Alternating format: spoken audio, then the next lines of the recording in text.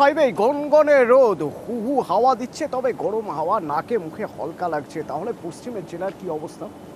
আমার সঙ্গে পুরুলিয়া থেকে রয়েছেন প্রতিনিধি ইন্দ্র, এবং আমার সঙ্গে রয়েছেন বাঁকুড়া থেকে রয়েছেন আমার প্রতিনিধি প্রিয়ব্রত রয়েছেন। দুজনের সঙ্গে কথা বলবো। প্রথমে ইন্দ্র থেকে একটু জেনে নিতে চাইবো। ইন্দ্র, গত কয়েকদিন ধরে হিট ওয়েভ চলছে, লু পরিস্থিতি চলছে, কিন্তু গত কয়েকদিনের রেকর্ড বোধহয় ছাপিয়ে যাওয়ার জন্যই আজ আরেকটু বেশি তাপমাত্রা, এবং বাড়তে বাড়তে প্রায় হাফ সেঞ্চুরির জায়গায় চলে যাচ্ছে। ইন্দ্র, দেখো অতনু, একেবারে 42 ডিগ্রি তাপমাত্রা, এবং এই তাপমাত্রা আরও বাড়ছে। এবং আজকে তাপমাত্রা যেভাবে মনে হচ্ছে, এই মুহূর্তে আমি 32 নম্বর জাতীয় সড়কে দাঁড়িয়ে রয়েছি, এবং সেখানে রাস্তা কার্যত ফাঁকা হয়ে এসছে। একেবারে বাড়িতে থাকতে চাইছে সাধারণ মানুষ যারা রয়েছে, খুব প্রয়োজন ছাড়া বেরোচ্ছে না। যেভাবে আগুন ঝরছে, এক কথায় বলা যায় আগুন ঝরছে। এবং 11টা থেকে 5টা অবধি যে পরিস্থিতি তৈরি হয়েছে, তাতে একেবারেই অঘোষিত বন্ধের চেহারা নিচ্ছে। খুব প্রয়োজন ছাড়া রাস্তায় মানুষ বেরোচ্ছে না। যারা বেরোচ্ছে তারা একেবারেই সাদা কাপড় জড়িয়ে বেরোচ্ছে এবং ছাতা মাথায় বেরোচ্ছে। এবং যারা নিত্যদিন কাজ করতে হয় বাইরে বেরিয়ে, তাদের সমস্যায় পড়তে হচ্ছে, অসুস্থ হয়ে পড়ছে, গাছের তলায় আশ্রয় নিচ্ছে। ফলে স্বাভাবিকভাবেই জেলাতে যে পরিস্থিতি তৈরি হয়েছে, যে তাপপ্রবাহ চলছে, তাতে মানুষ অসুস্থ হয়ে যাচ্ছে। আর এই তাপপ্রবাহ কতদিন থাকবে তা এখনই বলা সম্ভব না। তবে যেভাবে তাপমাত্রা বাড়ছে, তাতে একেবারেই সকাল 11টা থেকে 4টা অবধি মানুষকে বাড়ির মধ্যেই থাকতে হবে, না হলে অসুস্থ হয়ে যাবে। চিকিৎসকরাও পরামর্শ দিচ্ছে প্রয়োজন ছাড়া যাতে বাইরে না বেরোয়। একেবারেই পিক আওয়ারে, একেবারে স্বস্তি বোধহয় এর মধ্যে একটাই, তা হলো আজকের পর থেকে আপাতত কয়েকদিন স্কুলে যেতে হবে না বাচ্চাদের, তাই তো প্রিয়ব্রত? আজই শেষ স্কুল ছিল, মানে সরকারি স্কুল যদি আমরা দেখি, আজই শেষ স্কুল। তারপরে সোমবার থেকে এখন যতদিন এই গরম চলবে, কটা দিন স্বস্তি, অভিভাবকদেরও স্বস্তি, স্কুলে যারা রয়েছেন তাদেরও স্বস্তি, আর পড়ুয়াদের তো স্বস্তি বটেই। প্রিয়ব্রত,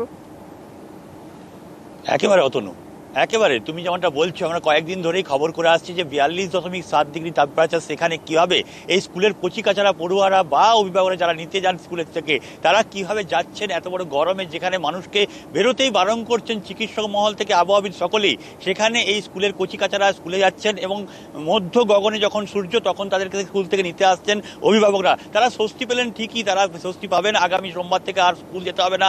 আজকেই শেষ স্কুল, এবং শনিবারের স্কুল খুব তাড়াতাড়ি হয়তো ছুটিও দিয়ে দেওয়া হবে। সেক্ষেত্রে আমরা গতকালই দেখিয়েছি যে ওয়াটার বেল, জলের জন্য ঘন্টা দেওয়া হচ্ছে, রীতিমতো জল খাওয়ানো হচ্ছে, এবং তাতে নজরদারি রাখা হচ্ছে, জল খাওয়ানো হচ্ছে কচিকাচাদের। কিন্তু এই যে গরম রয়েছে, তাতে কিন্তু অনেক মানুষকেই কাজে বেরোতে হচ্ছে। তারা কিভাবে বেরোচ্ছেন, তারা কিন্তু স্বস্তিতে নেই। তারা কিন্তু প্রচন্ড এই গরমের মধ্যেই, দাবদাহের মধ্যেই, ঘর্মাক্ত পরিবেশে তাদেরকে বেরোতে হচ্ছে, এবং তাদের নিজেদের কাজ করতে হচ্ছে। অনেকেই অবশ্য সকাল সকাল কাজ সারছেন, কিংবা বিকেল 5টার পর তারা বেরোচ্ছেন, তাদের কাজ সারছেন। কিন্তু অনেককেই অফিস আদালতে যেতে হয়, সেই সবগুলো কিন্তু চলবে, এবং সেই কারণেই তাদের মাথার কিন্তু ঘাম এখনই কিন্তু কমছে না। তারা কিন্তু রীতিমতো এখনো এই ঘর্মাক্ত পরিবেশে, এই গরমের মধ্যেই আগামী আরো কয়েকটা দিন এই গরম চলবে। আবহাওয়াবিদরা যেটা জানাচ্ছেন, আজকেই হয়তো বাঁকুড়ার তাপমাত্রা 44 যেতে পারে। সেক্ষেত্রে এই গরম আরো কিছুটা বাড়বে, এবং তাদের মধ্যেই কিন্তু এই ধরনের গরমেই মানুষকে কাজ করতে হবে। অতনু,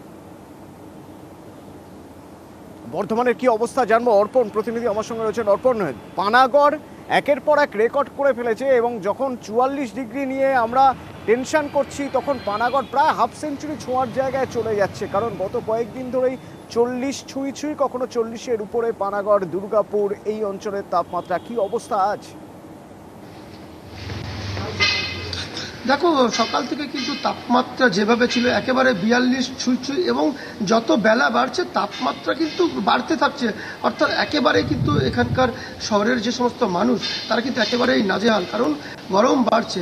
অন্যদিকে কিন্তু কাকসার যে সমস্ত বনাঞ্চল এলাকাগুলি রয়েছে, অর্থাৎ বন দপ্তরের যে সংরক্ষিত যে জায়গাগুলি, সেখানে কিন্তু বন্য প্রাণীদের সুস্থ রাখার জন্য সেখানে ওআরএসের জলের ব্যবস্থা করা হয়েছে। অর্থাৎ যেখানে বন দপ্তরের আধিকারিকরা পৌঁছাচ্ছেন, তারা কিন্তু এই হরিণ কিংবা দেখা যাচ্ছে যে ময়ূর, তাদেরকে কিন্তু দেখা যাচ্ছে যে একেবারেই সুস্থ রাখতে তারা ওআরএসের জল দিচ্ছে। এবং বিভিন্ন যে সমস্ত বনাঞ্চলে যে সমস্ত সংরক্ষিত এলাকাগুলি আশেপাশে যে সমস্ত জলা জায়গা রয়েছে অর্থাৎ সেগুলিতে অনেকটাই জল কমে গেছে এবং সেখানেও কিন্তু জলের ব্যবস্থা করা হচ্ছে যাতে অন্যান্য যে সমস্ত বন্যপ্রাণীরা তারা যাতে সুস্থ থাকে এবং এই গরমের দাপট থেকে তারা যেন বাঁচতে পারে তার জন্য যথেষ্ট ব্যবস্থা রাখা রয়েছে। বন্য প্রাণ বাঁচাতে হবে, বন্য প্রাণীদের জন্য ওআরএস এর ব্যবস্থা রয়েছে। আর আপনি যখন রাস্তায় বেরোবেন আপনিও চেষ্টা করুন ওআরএস বা অন্তত এমন কিছু রাখতে, যাতে জল রাখতে, যাতে অন্তত যখন তখন আপনি নিজেকে জল খেতে পারেন। শরীর ডিহাইড্রেট হয়ে যাচ্ছে, সেটা থেকে যেন বাঁচতে পারেন। চিকিৎসকরা বলছেন আপনি ডাবের জল খেতেই পারেন, আপনি ফল খেতেই পারেন, তবে সবচেয়ে বেশি জরুরি হলো নিজেকে সুস্থ রাখা। তো এই সুস্থ রাখতে গেলে আপনাকে প্রথমেই যেটা করতে হবে, খুব দরকার ছাড়া 11টা থেকে 4টের মধ্যে বাড়ি থেকে বেরোবেন না। ঝাড়গ্রাম থেকে রাজু রয়েছেন প্রতিনিধি, রাজুর সঙ্গে একবার কথা বলি। রাজু, কিছুক্ষণ আগে যখন, এবং বীরভূম থেকেও আমার প্রতিনিধি ইন্দ্রজিৎ রয়েছেন, ইন্দ্রজিতের সঙ্গে কথা বলার আগে একটু রাজুর সঙ্গে কথা বলবো। রাজু, যখন অর্পণের সঙ্গে কথা হচ্ছিল বন্য প্রাণীদের যাতে সমস্যা না হয়, তাদের যাতে কষ্ট কিছুটা হলেও লাঘব করা যায় গরমে, তার জন্য ওআরএস এর ব্যবস্থা করা হয়েছে কাঁকসা বনারণ্যে, কাঁকসা অভয়ারণ্যে, সেখানে বলা হচ্ছিল। ঝাড়গ্রামে কি ব্যবস্থা নেওয়া হয়েছে? দেখো, ইতিমধ্যে ঝাড়গ্রামে বন দপ্তরের তরফ থেকে মূলত নজরদারি রাখা হচ্ছে। বিভিন্ন যে জায়গাগুলো জলাশয় রয়েছে সেখানে যাতে পরিমাপ মতো জলাশয়ে জল থাকে তারও ব্যবস্থা করা হচ্ছে এবং তার পাশাপাশি দেখা হচ্ছে যাতে পশু পাখি ঠিকঠাক থাকে। এখনই যে তাপমাত্রা প্রায় 43 ডিগ্রি রয়েছে এই মুহূর্তে, আর এরপরেই বেলা বাড়লে সেটা 44-এর ঘরে গিয়ে ঠেকবে এবং সারাদিন এই তাপমাত্রাই থাকবে এবং বিকেলের পর থেকে তাপমাত্রা কিছুটা কমবে। যেখানে আবহাওয়া দপ্তর আলিপুরদুয়ার কিছুদিন আগে থেকে পূর্বাভাস দিচ্ছিল যে গোটা সপ্তাহে আগামী মঙ্গলবার পর্যন্ত যেখানে তাপমাত্রা আগামী মঙ্গলবার পর্যন্ত সাবধানে থাকতেই হবে। রাজু, তুমিও সাবধানে থাকো। ইন্দ্রজিতের কাছ থেকে একবার জানি, লালমাটির বীরভূম কি অবস্থায় রয়েছে ইন্দ্রজিৎ?